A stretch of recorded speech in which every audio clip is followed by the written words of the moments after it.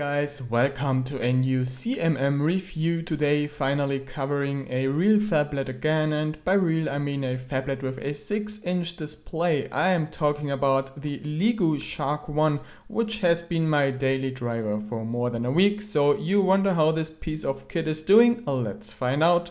The Leagoo Shark 1 comes in a packaging that kinda reminds me about the packaging some Oppo devices have been delivered in. Opening it, you will find the phone in a plastic shell. Underneath, 3 more boxes appear containing the Pump Express Plus charger, a micro USB cable, a cheap headset, some documents and a SIM tray opener. Build quality of the Shark 1 is fairly nice. Only the back consists mostly of metal, the frame is plastic, but that doesn't change anything about the fact that the phone feels quite nice and solid in the hands. There are no gaps or moving parts. The 2.5D glass on top on the display makes the device look kinda premium and again feels nice to touch. Something quite eye-catchy is the screen-to-body ratio of this phablet, resulting from the missing touch buttons below the screen. By removing them, Leagoo have been able to significantly cut down in length. Actually, the phone is just as high as current 5.5-inch phones, which is impressive, only width is higher. This makes the phablet amazingly portable. Let's have a quick look around the phone. Above the screen we find the usual stuff like sensors, the front camera, phone receiver and also an RGB status LED. The lower side houses the voice mic and the micro USB port. The hardware buttons are situated on the right side. On the left we find the SIM tray, which is made from metal, and the upper side contains the 3.5mm headphone jack as well as the infrared blaster. The rear boasts a white Leagoo logo in the center, followed by a round fingerprint scanner. The upper left corner houses the camera and LED flash. The media speaker is situated on the lower area. Screen quality is important, even more so on a big screen device. Thankfully, Leagoo seem to be aware of that and use a brand LG panel with full HD resolution on the Shark 1. Surprisingly, one can't see any pixels even at 6-inch, except you literally touch the screen with your nose. Colors, contrast and viewing angles are up to a good standard, and together with the MediaTek Mirror Vision technology, watching pictures and videos on the screen is quite some fun. Auto readability also is quite okay, and the automatic brightness control works great. The screen also is protected by Gorilla Glass 3 according to the manufacturer, which appears to be true since so far I haven't managed to scratch it. Also, fingerprints don't show up on the glass too fast and can be wiped off easily. The digitizer might be a little downside to some. It works fine, precise and fast, but it does only recognize a maximum of 5 fingers at once. As far as specs go, the Leagoo Shark 1 is situated at what I would call the current lower mid-range among the Chinese phones. It comes with a MT6753 SoC clocked at 1.3 GHz along 3 GB of RAM and 16 GB of memory. This combination provides you with enough speed to get daily tasks done, but anyone into GPU-heavy games might not be happy with it. Memory can be expanded using micro SD cards, but will remove the dual SIM feature since the slot use is a combo one. Apps can be moved to the SD card without any modifications, by the way. Kinda disappointing is the speed of the internal memory, both of the RAM and the data memory. The RAM reaches a maximum of 1.5 GB per second, which is mostly noticeable while playing games. Data memory offers a good reading speed, but the writing speed of only 38 MB per second is kinda low, which is noticeable when moving larger files. A nice surprise on the Shark 1 is the infrared blaster, which works pretty well. It can be used to control a TV, for example, and it comes with a pre-installed remote control app that supports tons of devices. The fingerprint scanner impressed us with a comparably low failure rate, but at the same time disappointed by being too slow.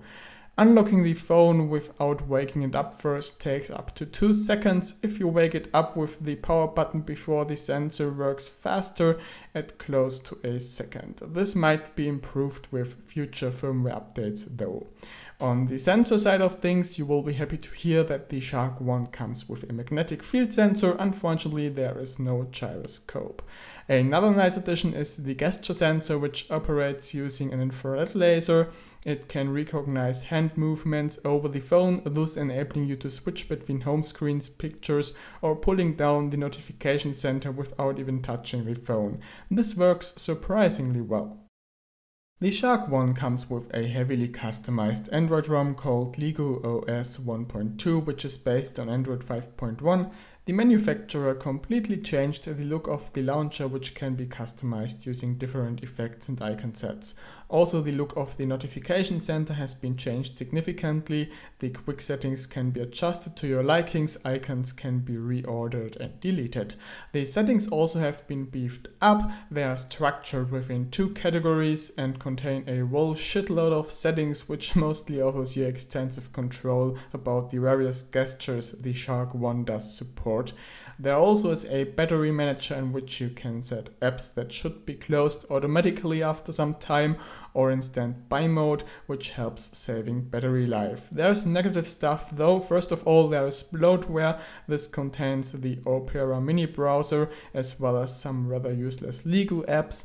Another thing I dislike is that the Battery Master app contains an adware component which sometimes displays small ads in the notification center and is able to update the Battery Master in the background without you knowing. This also is a potential security risk since it can be used to install other software without your knowledge. If you don't want that, simply go into the app settings and disable the Battery Master.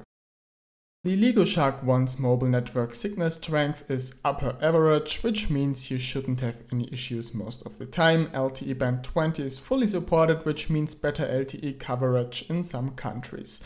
Wi-Fi signal is top-notch, but unfortunately there is no support for 5 GHz networks, which is a bit of a letdown since the MT753 basically does support it. While testing GPS, I have been pleased to see a 16 satellite fix within a couple of seconds along an accuracy of 2 meters. Navigating and tracking worked like a charm as well.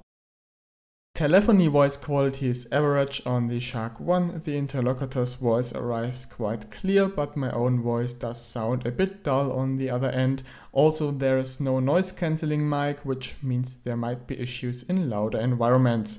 The internal media speaker sounds quite nice and offers an OK volume. There isn't much distortion on the highest volume and it offers a little bass, which is nice. Through headphones you get a surprisingly clear and balanced output with a high maximum volume. With a pair of good earbuds you really can have fun there. A system equalizer would have been a nice addition though. Camera specs of the Leagoo Shark 1 include a 13.3 megapixel Sony camera. According to the EXIF data, it has an f1.8 aperture, which I doubt.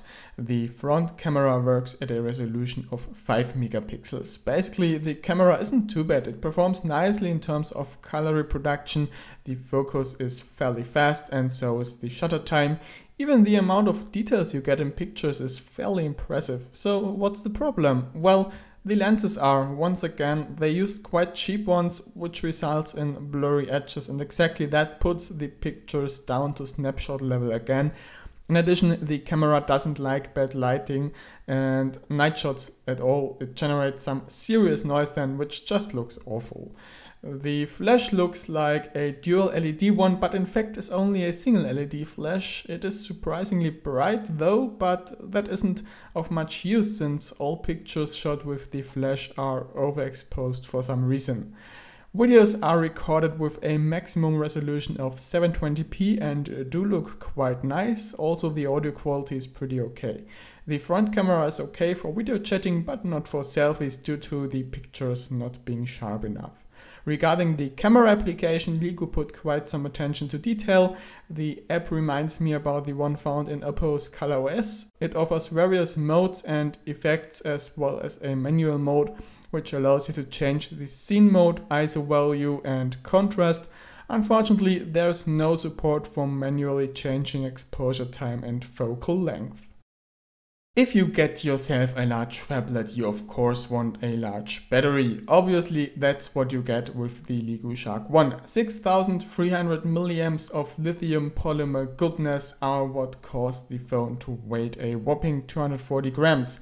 When I tried to verify the battery capacity, unfortunately only got displayed 4500 milliamps, but I am not quite sure if this is true. Pump Express Plus actually could interfere with the device we use to measure battery capacity at CMM, so don't give too much about that discrepancy. There also is a slight issue with the battery calibration, which probably causes it to not fully charge. Often the battery percentage jumps straight from 90 to 100%, which is when charging stops.